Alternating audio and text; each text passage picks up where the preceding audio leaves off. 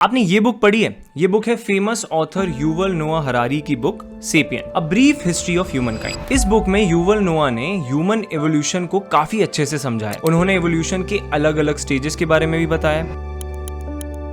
लेकिन इस बुक में एक काफी इंटरेस्टिंग बात है और वो है रियलिटीज के ऊपर। अब हम सारी रियलिटीज की बात ना करते हुए सिर्फ इमेजिन्ड रियलिटीज की बात करेंगे।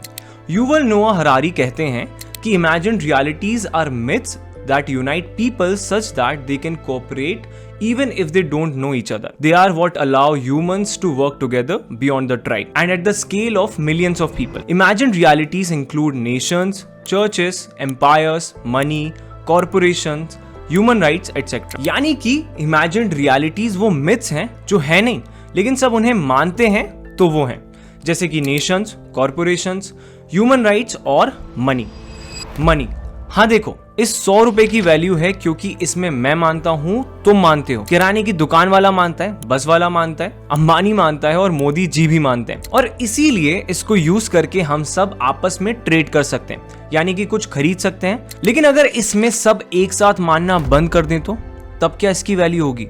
नहीं ना, फिर ये बस एक कागज का टुकड़ा होगा। अब पहले के वक्त में जब मॉनेटरी सिस्टम नहीं बना था तब लोग अलग अलग चीजों को करेंसी की तरह मानते थे और उन्हें ट्रेडिंग के लिए यूज करते थे, जैसे सीपियां, फिर सिल्वर और फिर गोल्ड कॉइन्स, और फिर कई बहुत सालों बाद ये पेपर नोट्स आए। अब अगर तुम मेरी ये बात समझ पा रहे हो और मान रहे हो तो बोलो हाँ। अब क्रिप्टो का जन्म भी कुछ ऐसे ही हुआ। एक दिन सबने सोचा कि क्रिप्टो में मानना शुरू कर देते हैं।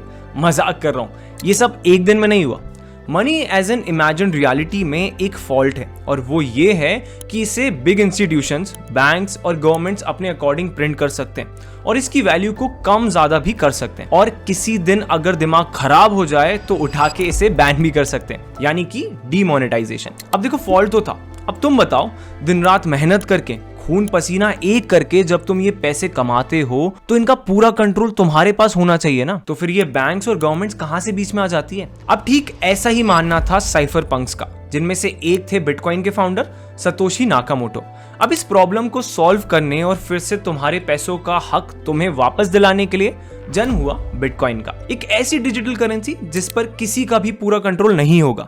ये सबको एक नजर से देखेगी, ये एक वन वर्ल्ड वन करेंसी की तरह काम करेगी और इसे यूज करके लोग सिक्योर्ड वे में फास्ट ट्रांजैक्शंस कर पाएंगे। हाँ, उतने भी फास्ट नहीं, पर ठीक है। अब ऐसा नहीं था कि बिटकॉइन से पहले कोई और करेंसी नहीं आई या फिर किसी और ने ऐसे कंसेप्ट के बारे में नहीं सोचा तो था, लेकिन वही सबने उसमें माना नहीं। लेकिन बिटकॉइन अलग था, इसमें वो हीरो वाली बात थी।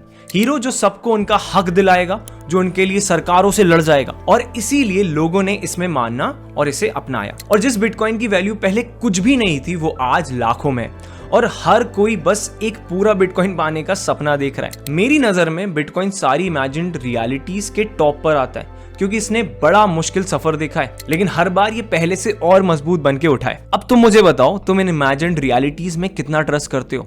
Also don't forget to subscribe.